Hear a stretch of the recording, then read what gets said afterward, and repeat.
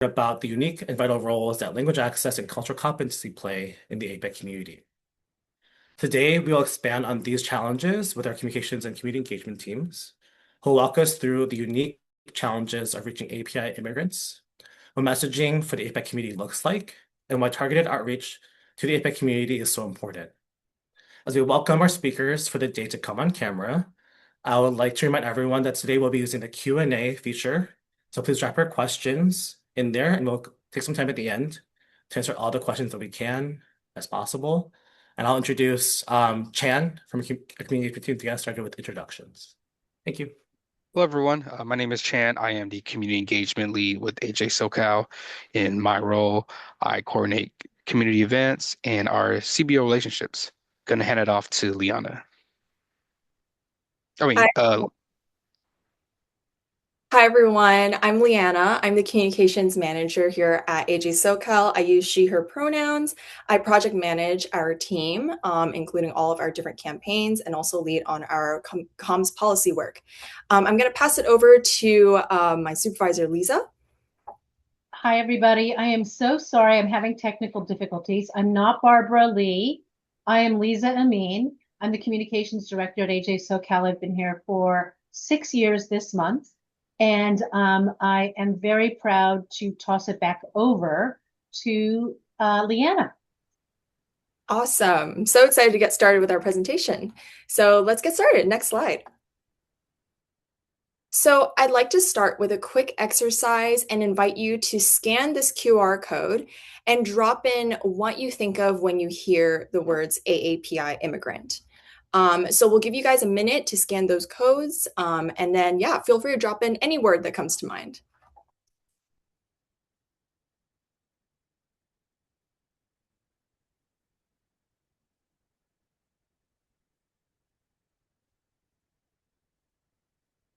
Okay, let's show our results so far.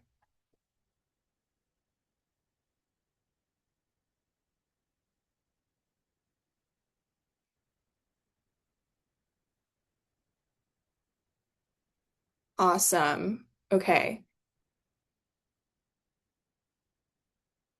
I'm seeing some words so far. We have invisible.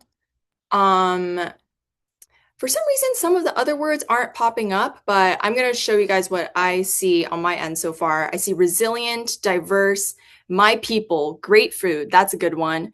Transnational belonging, limited English. That's also a great one. Hardworking, humble, language barrier, underserved, and going back to invisible, really, oh, there it is.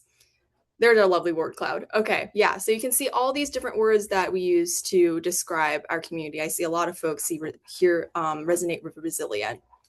Thank you so much. Thank you so much for participating in that exercise. Let's hop back to the presentation. So as communications people, we are drawn to and in charge of changing perceptions.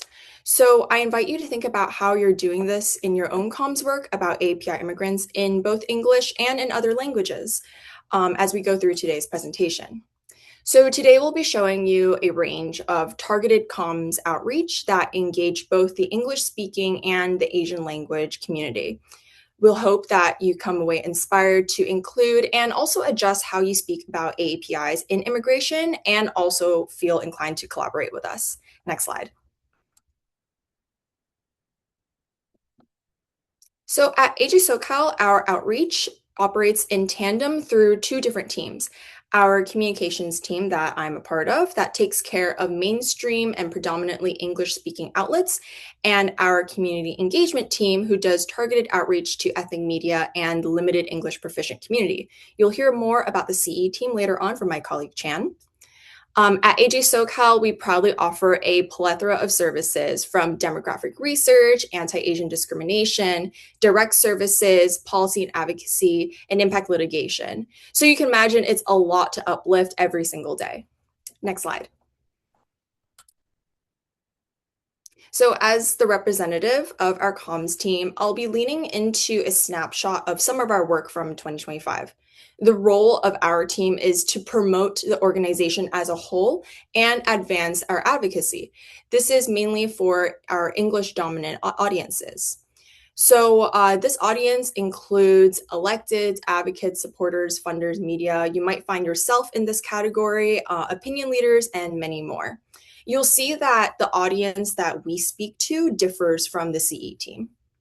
Next slide.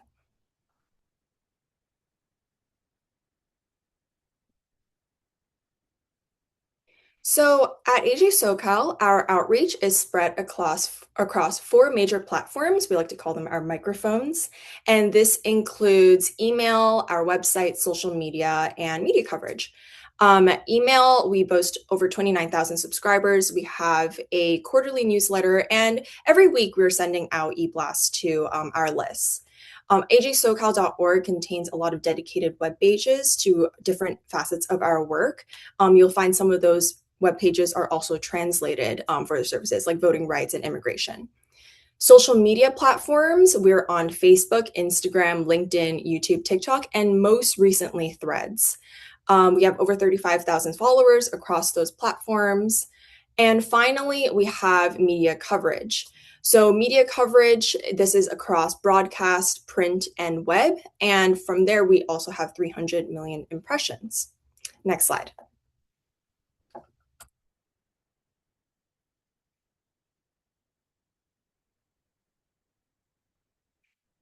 So almost every day, we're launching content that covers any of these topics that you see here.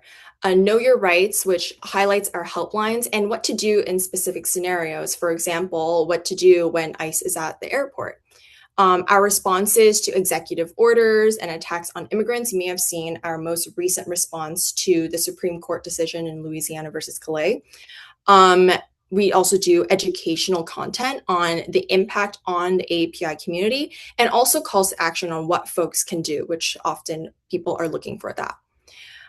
Essential disaggregated data on AAPIs. We run a monthly series called Data Bites with our DRP team. If you tuned in on Monday, you might have heard more from our DRP team.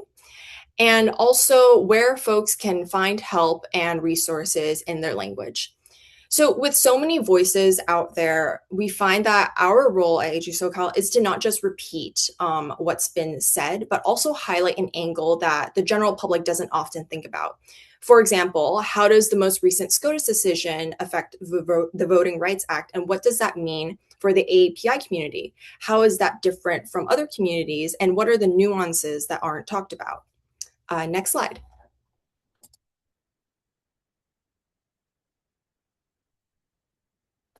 So you may have heard me say impression. What is an impression? An impression is the number of times a piece of content is shown to an audience. So it measures potential exposure. In 2025, we secured over 450 million monthly average impressions. But what does the breakdown of that media coverage look like? Next slide.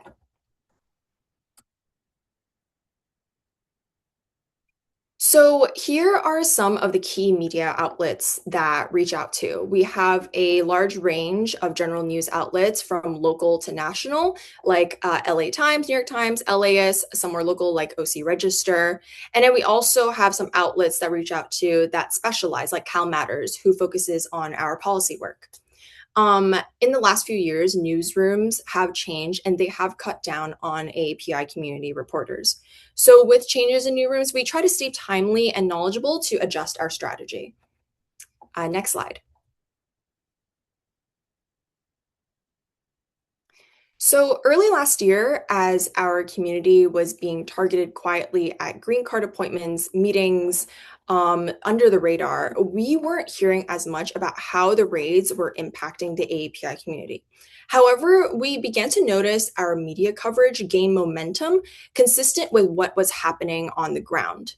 Our media coverage overall included all of these topics, these articles that you can see here, and they're predominantly centered around immigration. So ICE raids, detainment of Southeast Asians.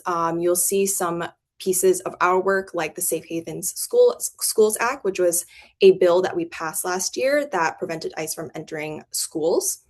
API demographics, community contrasts. And our goal as mainstream coverage around the ICE rates increase was to ensure that the AAPI community was not overlooked in the national conversation. Next slide, please. So across both ethnic and mainstream media, we found that the top 3 topics mentioned were the ICE raids, detainment of Southeast Asians, and demographics of APIs, mentioned with AJSOCAL. And API demographics, last year we released our Community of Contrast website, which includes like a large wealth of API demographic data. So that was a pretty big release that we had a launch for. Next slide. However, we noticed that between ethnic media and mainstream, the issue coverage differed. So with ethnic news, we noticed that the top 3 issues were slightly more balanced. You have the ICE raids shown in blue here, the visa crackdowns, and the Know Your Rights content. And we found that this was pretty consistent with what we were pitching to those outlets. A lot of ethnic news outlets tend to pick up the Know Your Rights content. And for mainstream, they tend to follow breaking news. So these topics heavily skew to the ICE raids, and with detainment second and AAPI demographics third. Next slide. So coverage of the raids and detainments made up over 53% of all immigration coverage. This is pretty consistent with the news cycle and how outlets always saw us as a source of information on the AAPI community. We saw this was mainly because we were very visible at rallies, protests, and press conferences at this time. Next slide.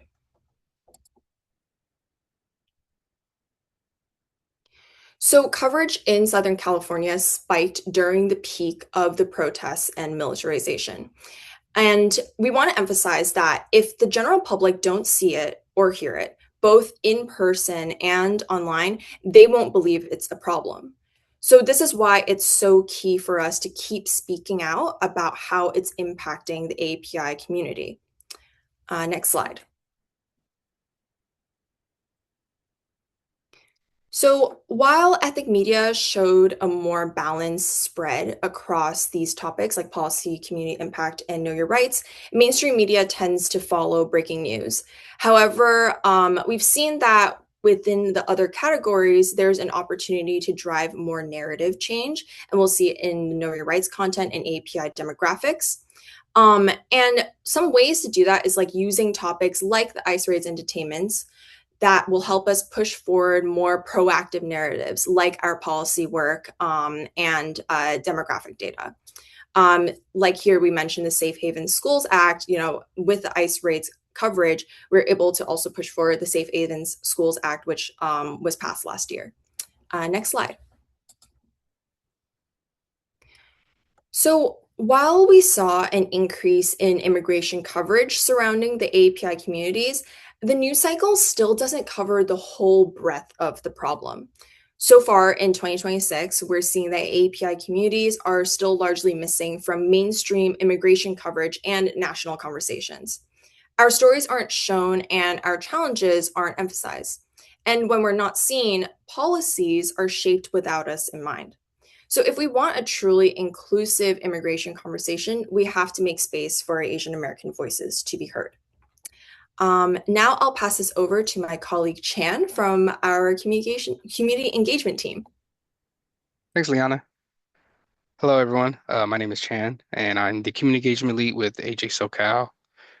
In this section of the presentation, we'll cover outreach strategies, what we use and what we found effective in reaching out to API communities who have limited English proficiency. Next slide. Next slide. So language access for API communities is a life safety issue. There are language barriers that discourage and prevent API immigrant communities from seeking support, which is why in our outreach, we have multilingual materials and bilingual staff who can help community members understand, trust, and access our legal services. However, there's still challenges when we consider city and county services that are only available in English and Spanish. That leaves hundreds and thousands of API immigrants uninformed. Next slide. To put it into perspective, uh, API communities have some of the highest limited English proficiency rates, LEP. 1 in 3 Asian Americans speak English less than very well, and among older adults, LEP rates exceed 60%. And by ethnicity, Vietnamese, Chinese, Korean, Hmong, Cambodian, and Bangladeshi communities often exceed 45% LEP. Moreover, language barriers present huge gaps in our API communities, which is why in 2002, AJSOCAL launched the Asian Language Legal Intake Project, creating hotlines to provide legal assistance to non-English speaking communities in 7 Asian languages. Next slide. However, it's not just enough to translate or interpret. Our communication and messaging must resonate effectively and be culturally relevant. When a community crisis happens, information is usually issued in English, and then the Asian language translations get added later. And these translations are often literal word for word translations, and they don't make sense because they're not culturally adapted. Lastly, the information is distributed on English language platforms, which our API residents don't often use. And we see this approach fail repeatedly during emergencies like the COVID-19 public health messaging, hate incident reporting, and the 2025 LA wildfires, where over 12,000 LEP Asian residents in evacuation zones lacked timely alerts. Next slide. So now the question is, what is the narrative strategy that works for API immigrants? First, we identify where ethnic communities are accessing information. So then we recognize that Asian language media as trusted sources of information. For example, World Journal, the largest Chinese language newspaper in the US, Radio Korea, Little Saigon TV. These are all examples of ethnic media and their outlets where Asian immigrants obtain their news. Next, we also use community connected messengers. So, um, community-based organizations, local nonprofits, even faith leaders and churches, because they connect us with community events where the ethnic communities frequent. These are all trusted, culturally aligned channels where you can share information and resources effectively. Next slide. All right, so we have our strategy, but how do we make our messages resonate with API immigrants? We like to frame our content based on safety and stability, messages that highlight protecting and keeping the family safe, avoiding risk, and presenting clear action steps.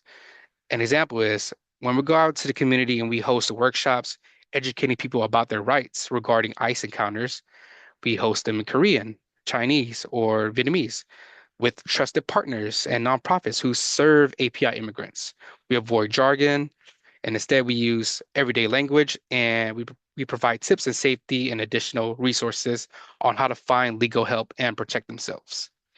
Next slide. In this slide, you'll see examples of ethnic media coverages. We got over 200 ethnic press reports and mentions featuring AJSOCAL on immigration issues alone in 2025.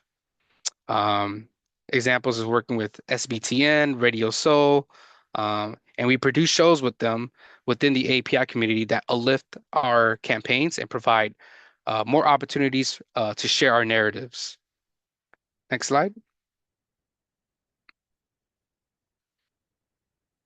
In this slide, we want to stress that different communities have their own preference for social media platforms. So what works for one Asian community may not work for another.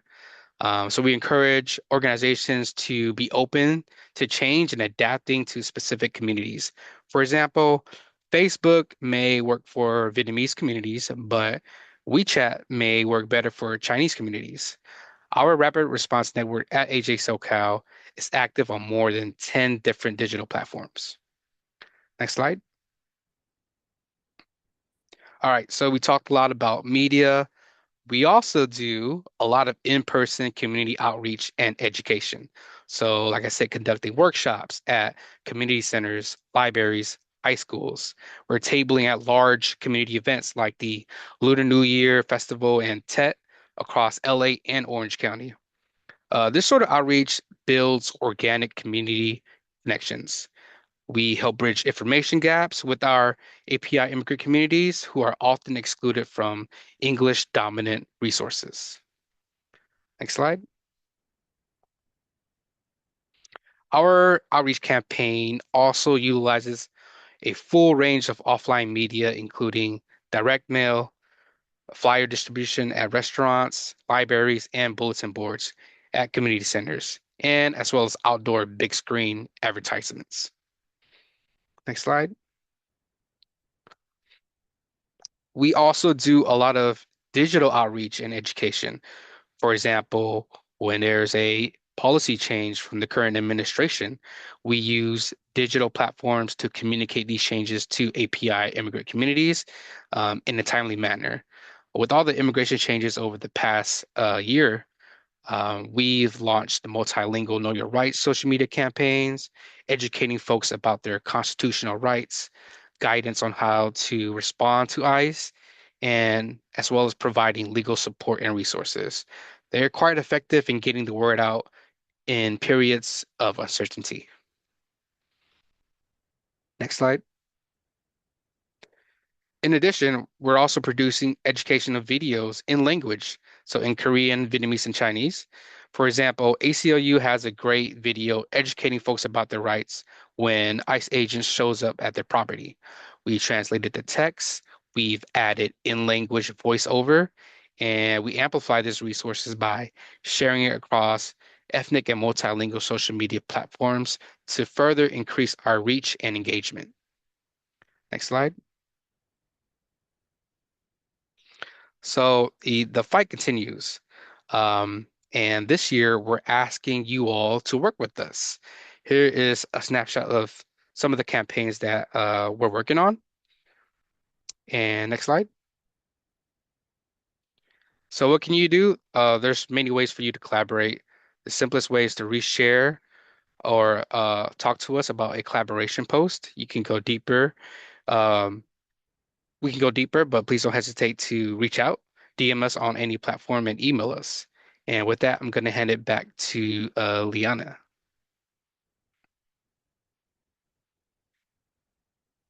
Thank you so much, Chan. So yeah, let's head to the next slide. So the easiest way to collaborate with us is DM, reshare, but we really encourage you guys to reach out to us if you want to go deeper and get involved in a campaign. You can email or DM us on any platform. And to wrap it up, today we explored a range of targeted communications and community outreach strategies that we use to engage our API community. So we hope that this inspires you to include APIs in your discussions about immigration and also come to us to collaborate to further unify our immigrant community. The main takeaway that I want everyone to have is that seeing is believing. And so we're in this fight together to be visible and make sure that the general public sees our stories and for Asian immigrants to find us as a reliable resource. Thank you. All right, so this will mean that we will begin our Q&A. So if I can have all the speakers who joined us or spoke today join back in camera. So Liana, Chan, and Lisa, that would be great. And then yeah, Lisa's our comms director, and she'll be joining us for the Q&A portion as well. So a few questions we have gotten are why is ethnic media often more trusted than English media within the API community? I can take this one. So ethnic media is more trusted because it speaks the community's language and it centers their lived experiences. They feel more comfortable and they understand it better due to cultural nuances that go beyond translation. Ethnic media also frames news through cultural lenses. It tells stories with shared history, and they insert social norms that are familiar to API communities. Uh, it also covers local issues that affect their daily lives. It tells them how to navigate systems and connect audiences to resources as well. Ethnic media becomes practical and service oriented, which builds trust among our API communities. Awesome. Thank you, Chen. So the question we have received is, how can organizations ensure stories about API communities are not erased, simplified, or misrepresented? I can take that one too. Yeah. So we can start by changing how stories are sourced and framed and shared. Uh, Not just what stories we tell. We can center API voices at every stage, reject the narrative that uh, APIs are a monolith. We can fact check stories not only for accuracy but also for how cultural competent they are. A lot of times, when APIs are talked about on the news, it's a crisis story or we're just referenced as a statistic. We need to avoid that, and we really encourage organizations to invest in long-term relationships and build trust with ethnic media. Thank you, Chen. The question we have received is, what are effective strategies for coordinating messaging between English and ethnic media outlets?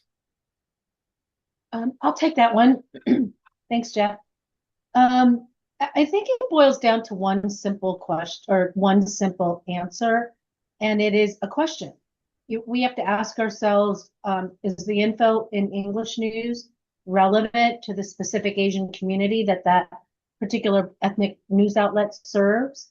So we empower our CE team members to answer that question because they are Asian language speakers who are members of the various ethnic communities that we serve. And so we have our approach is always inside to inside, not outside in. So I think that they bring consistent, valuable information that really helps to make the reporter's job easier, but they also, really stay flexible because a lot of news outlets, as Liana had mentioned, have gone through lots of staff changes and cutbacks. And so a lot of times they're juggling many, many stories at the same time. So the team tends to be very flexible and very fluid in working with a reporter to get to gather facts or do interviews and even scheduling. Well, thank you, Lisa. Okay, so another question we got in chat was, how has communication with API immigrants changed under this current administration?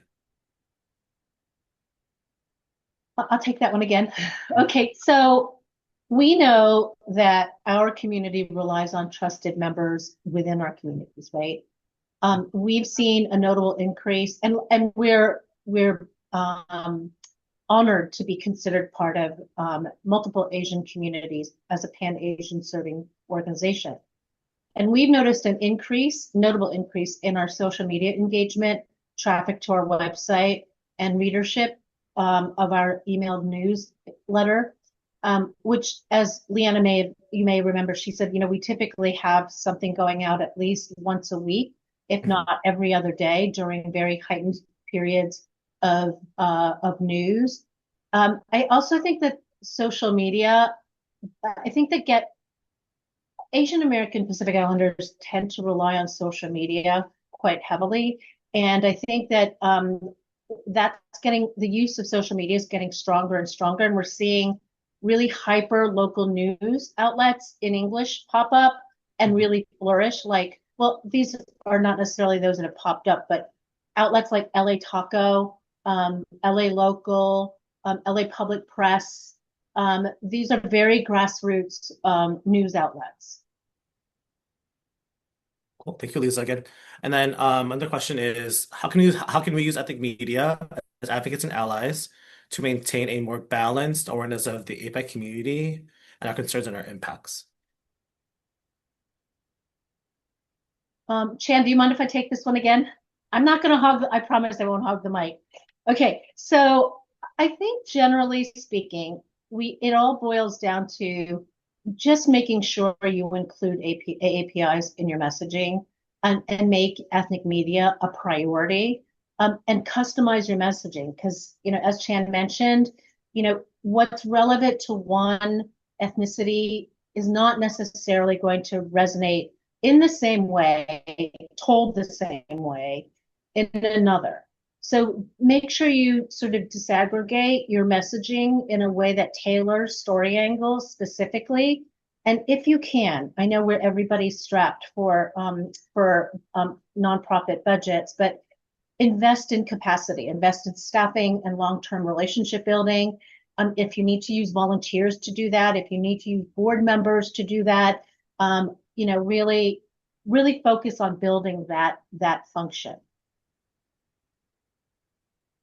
Thank you, Lisa. Okay, so I have a question for Chan, which is how does your team normally find ethnic specific community events to attend in person? Like, what's the best way for folks to maybe get you to attend, or how do you also find events to attend?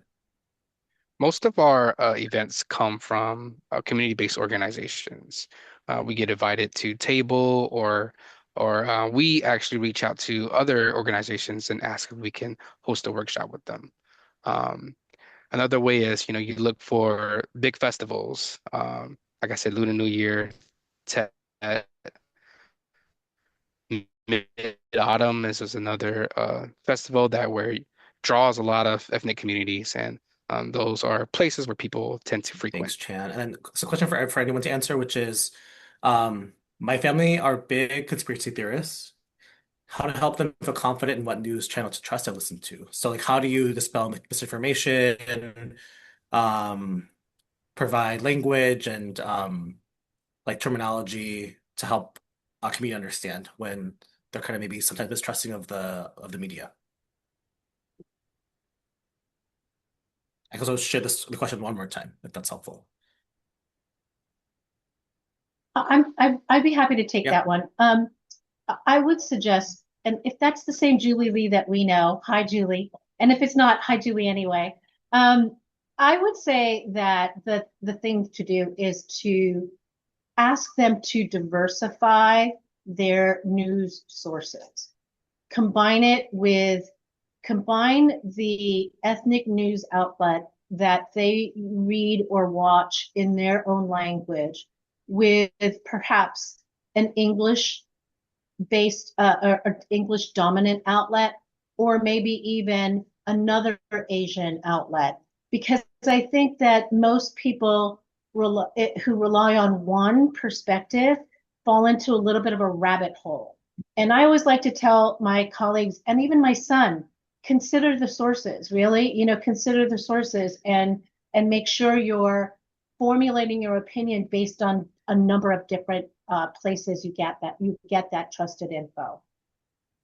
Thank you, Lisa, for that. Question that we have here is, are there any movements, campaigns to unify all of the um, justice affiliations currently? Are there any kind of active campaigns that we're doing as an affiliation across the country with the four partners total? I'll offer to do it again. Yeah, yeah, yeah, So for here, sure. I know I'm really, Liana, chime in if you want, if I'm leaving anything out. I would say that right now, birthright citizenship is truly on the table, Mhm. and with it being, with SCOTUS scheduled to make some decisions in June, that is one that we are all working in tandem together on. And, we have been supported by uplifting the lawsuits that are obviously being defended or presented in, at SCOTUS through the collaboration with the ACLU and our Washington, D.C. based affiliate. Thank you. And then for folks that don't know, AJSOCAL is part of an affiliation for Peace and Justice. We have 3 other offices across the country: Chicago, Atlanta, and DC. And then we are all our own organizations, but we do come together for campaigns and statements. We share the same values, which is like around equity and support for the APAC community, but we do things in some different kind of ways. Part 2 of that question was, what has been some effective like talking points, tactics around counteracting what ICE has been doing? What have y'all seen as a comms team, community engagement team that's helped in terms of maybe empowering folks and having people know their rights when it comes to enforcement and ICE? What has worked? Well, Chan, do you want to talk about the red cards and being out in the community with them and know your rights? Yeah. So, I mean, what's helped is our staff actually going into the community to educate people, handing out red cards at tabling events, and just making sure that we educate them in language. Yeah, and I do think that something that I've seen from the comms and community engagement teams do is that a lot of the messaging that we have on social media, like we'll pin the posts, especially if it's super urgent, or we'll have it be when you go to the website, it'll be right there to say like to share the helplines and kind of our way that we respond, working in response with other community partners. And then additionally to that, I think just knowing your rights. But the thing that I think from my team that is here today, my presenters, is that it's really hard to do your rights sometimes because it's always changing in these really terrible ways. So we just try to, offer the resources that we can, knowing that it's a ever evolving in a dangerous way for our community, but we want to just make sure that we remind them that we're a resource for them and that we'll do our best to make sure that everyone's protected and everyone knows their rights and they're going to be safe. Yeah. Oh, sorry. I just want to also Liana. add on that ajsocal.org/immigration contains all of that Know Your Rights information in all of the Asian languages that we serve. So if you go to that website, and even if you just go to ajsocal.org, you'll see a pop-up that leads you straight to those resources. And we really encourage folks to share those with your families, like just knowing that there's a resource there that contains a lot of different scenarios, that just a general idea of what to do in those situations. Thank you, Liana. And then we'll make sure the link is in the chat too. So final question, which is going to be, what are some strategies you have been using to challenge the good and bad immigrant narrative? Great question. I'll take that one. I think that what we have been trying to do is lean most heavily on the humanity of the immigrant experience, and by really trying to shed light on the impact of what is happening across the board to our community, whether someone is documented or not documented. There is no doubt that, businesses have been impacted. Families have been torn apart. Economics on a personal level have really taken a downturn. And so we're not specifically using the terminology good versus bad. We are only focusing on the human experience, which we believe, if we say strongly enough, will resonate across conservative and liberal and compassionate community members.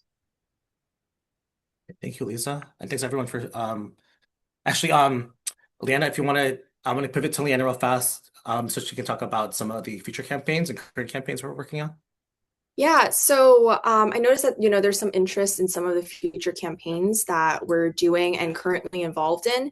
So Lisa mentioned birthright citizenship. Some others that we're doing are redistricting, voting rights and protection. Obviously, as we're heading into the June primaries, we're going to be doing some of that work. Data privacy is a big one. We have two bills about data privacy that we're pushing through the legislature this year. And then, we're in API Heritage Month, but Pride Month is coming soon after that.